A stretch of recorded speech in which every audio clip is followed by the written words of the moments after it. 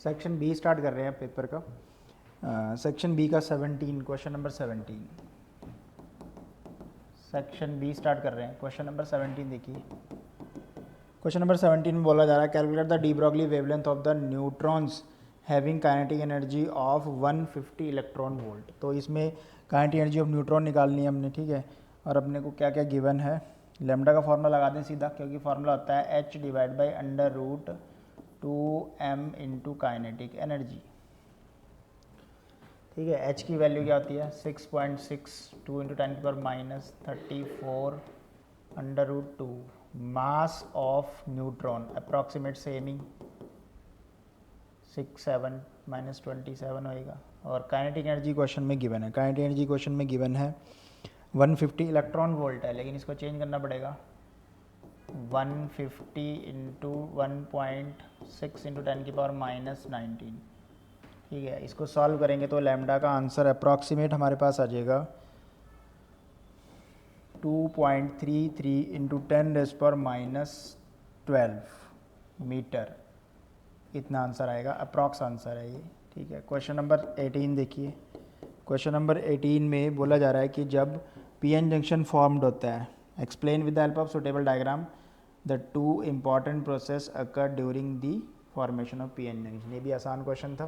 तो हमें पता है जब पीएन जंक्शन फॉर्म्ड होता है तो क्या होता है कि जो पी साइड के मेजॉरिटी चार्ज कैरियर्स हैं यानी होल्स, और एन साइड के मेजॉरिटी चार्ज कैरियर कौन से हैं, इलेक्ट्रॉन। तो इलेक्ट्रॉन्स जो है वो इस तरफ मूव करते हैं और होल्स जो हैं वो इस तरफ मूव करते हैं ड्यू टू कंसंट्रेशन, क्योंकि होल्स ज़्यादा है पी साइड में, वो एन की तरफ जाते हैं, एन में इलेक्ट्रॉन ज़्यादा वो पी की तरफ आते हैं। तो इस प्रोसेस को बोलते हैं डिफ्यूज़न।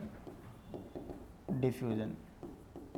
लेकिन यहाँ पे जो लेयर है वो बनती है इस तरफ माइनस वाले, जो डिप्लीशन लेयर है, ये बीच में डिप्लीशन लेयर बनती है, इस तरफ प्लस प्लस होता है।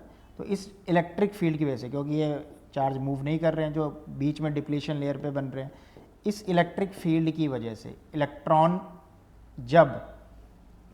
जब एन की तरफ मूव करेंगे due to that strong electric field between the depletion layer, electron N की ही तरफ आते हैं और प्रोटॉन होल्स पी की तरफ जाते हैं।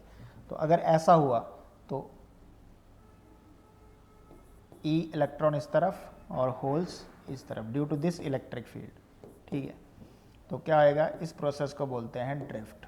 तो यह है डिफ्यूज़न करंट जो मेजॉरिटी चार्ज कैरियर्स की वजह से होता है, और जो माइनर चार्ज कैरियर्स की वजह से होता है वो होता है ड्रिफ्ट करंट। तो ये दो यहाँ पे एक्सप्लेन करना था और ये इसका आंसर था।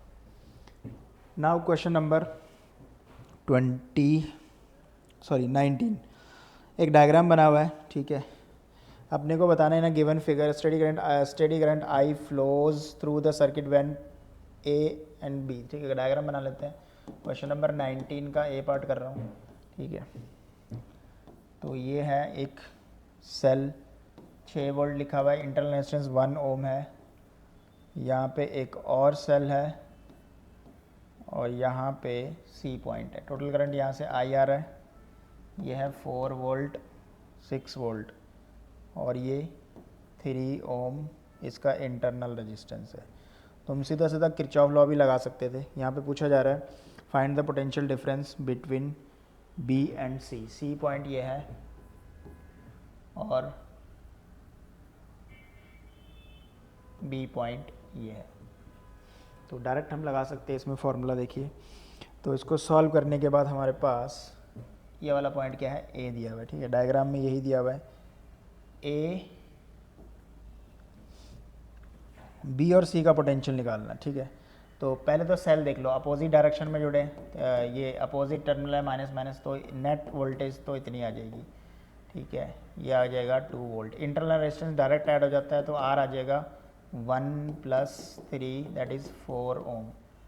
नाउ करंट का फॉर्मूला क्या होता है, E M F divide by total resistance. तो ई एम एफ 2 वोल्ट है, रेजिस्टेंस 4 है, आर प्लस आर टोटल, तो ये हो जाएगा 2 डिवाइड बाई 4। करंट आ गया 0.5। तो करंट आ गया तो हमें क्या निकालना, we B minus V C. तो वी बी माइनस से प्लस जा रहे हैं तो 4 नेगेटिव का होएगा, 3 3 इंटरनल डिस्टेंस है तो 3 इंटू आई कितना है 0.5। करंट इस डायरेक्शन में जा रहे हैं, हम इधर को जा रहे हैं अपोजिट डायरेक्शन में, plus 0.5 into 3 equals to V सी।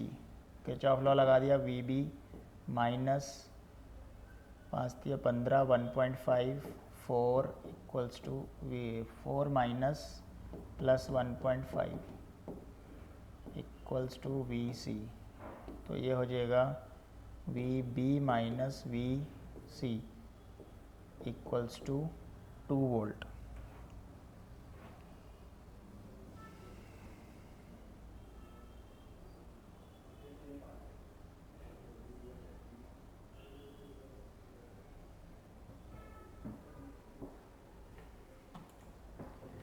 यहाँ पे हम इस साइड जा रहे हैं ना माइनस से प्लस, तो ये प्लस का होएगा, ये प्लस का होएगा, तो ये आंसर 2 वोल्ट नहीं 5.5 वोल्ट आ जाएगा, क्योंकि हमने बी से सी की तरफ जा रहे हैं तो माइनस से प्लस वोल्टेज पॉजिटिव होएगी, अपोजिट टू करंट जा रहे हैं तो आई इंटू आर पॉजिटिव होएगा, तो 5.5 इसका आंसर आ गया। ठीक है, क्वेश्चन नंबर 20।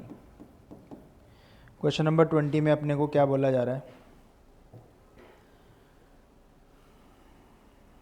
रे डायग्राम बनाना है एस्ट्रोनॉमिकल टेलीस्कोप का और मैग्नीफिकेशन पावर लिखनी है। तो रे डायग्राम और केस भी कौन सा दिया हुआ है, केस दिया है when final image formed at infinity. Draw the ray diagram of astronomical telescope when the final image formed at infinity और write the expression for magnification. बहुत आसान क्वेश्चन था, 2 नंबर में। पहला लेंस बड़ा बनाना था, ठीक है, दूसरा लेंस छोटा बनाना था, तो इन्फिनिटी से यहाँ से इमेज आती है ऐसे लेके जाना था, ठीक है, और दोबारा रिकन्स्ट्रक्ट कर सकते हो, ये यहाँ मीट करेगा, ठीक है, ऐसे बना सकते हो दोबारा।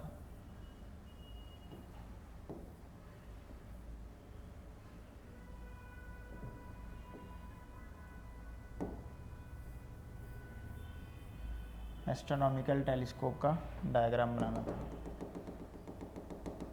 तो पहला लेंस ऐसे, पहले ये वाली रेज कंस्ट्रक्ट कर लो, ये यहाँ से जाके यहाँ मीट करता है, फिर बाद में ये वाला लेंस ड्रॉ करो, ये वाला लेंस ड्रॉ कर दिया। अब इन्फिनिटी पे इमेज बन रही है, इन्फिनिटी पे इमेज बन रही है, उस लेंस से थोड़ा सा छोटा होना चाहिए ये, ठीक है, इन्फिनिटी पे बन रही है तो ये यहाँ ज्वाइन करना है, ऐसे था, ऐसे था, ऐसे था, तो डायग्राम तो ये वाला बनना था, ठीक है। यहाँ पे लिख देना था ऑब्जेक्टिव लेंस, अगर तुमने कुछ लेबलिंग करनी है, ऑब्जेक्टिव लेंस बड़ा और ये छोटा, इसको और बड़ा बना सकते हो, आई लेंस ये थोड़ा बड़ा होता है, ठीक है। और मैग्नीफिकेशन का सिंपल फार्मूला होता है F0/FE, क्योंकि ये कौन सा केस है, इन्फिनिटी वाला। सिंपल 2 नंबर का क्वेश्चन था ये। अगला क्वेश्चन 21, ये भी बहुत आसान था। Explain the term mass defect and binding energy, how they are related. Simple, तो मास डिफेक्ट क्या होता है, मास डिफेक्ट के बारे में लिखना था, ठीक है। टेक्निकली मास डिफेक्ट क्या होता है, the difference of individually nucleon that is ZMP plus A minus ZMN, ये क्या है, mass of individually nucleon minus total mass of nucleus. So definition क्या लिख सकते थे कि the difference between masses of individually nucleons to the mass of nucleus, ठीक है, वो मास डिफेक्ट होता है। और बाइंडिंग एनर्जी का इसके साथ रिलेशन क्या होता है, delta M C square. Binding energy क्या होता है, कितना काम करना पड़ता है, amount of work done to separate the nucleons from the nucleus, ठीक है। ऐसे इसकी डेफिनेशन लिख सकते थे, 2 नंबर इसमें आसानी से थे।